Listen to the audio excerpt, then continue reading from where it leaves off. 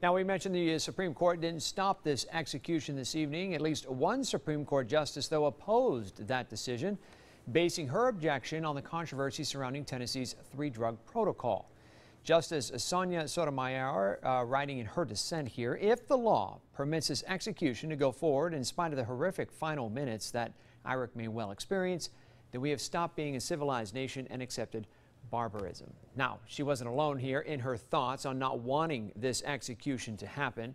Tonight, a statewide group opposed to the death penalty gathering across Tennessee to protest the execution of Irick.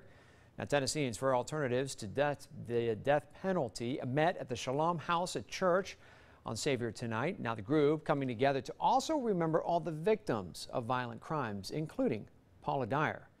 Well, new here tonight at 11 o'clock, WATE 6 on your side reporter Jennifer Webb was at that vigil talking to members about why they believe Irick should have lived.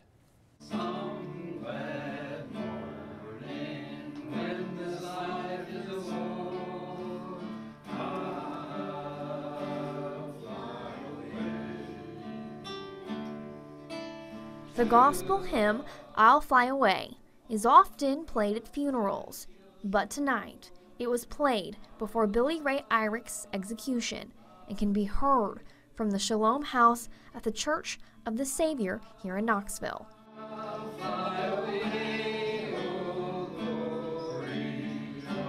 Tennesseans for Alternatives to the Death Penalty is a group whose mission is, quote, to honor life by abolishing the death penalty. We seem to want to punish people rather than try and get people well, and we're more intent on revenge than we are on caring about people and doing justice in the sense of the biblical sense of justice and not in the legal sense of justice.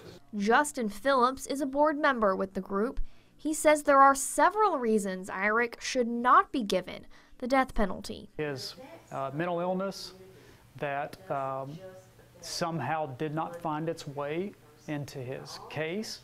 It is the tragedy of the fact that he's going to be essentially experimented on with midazolam, a lethal injection drug that we really don't know what the effect is on a person. Phillips tells me he feels it also prolongs even more unnecessary pain for families. Families like Paula Dyer's. There's the tragedy that has followed her family for the last 30 plus years. There's a tragedy at the state level in which they could have given the family legal finality 30 years ago by imposing a sentence of life or life without parole. Phillips says the issue doesn't boil down to being for or against the death penalty. This is a failed public policy that's not really bringing justice for anyone. In Knoxville, I'm Jennifer Webb, WATE 6 on your side.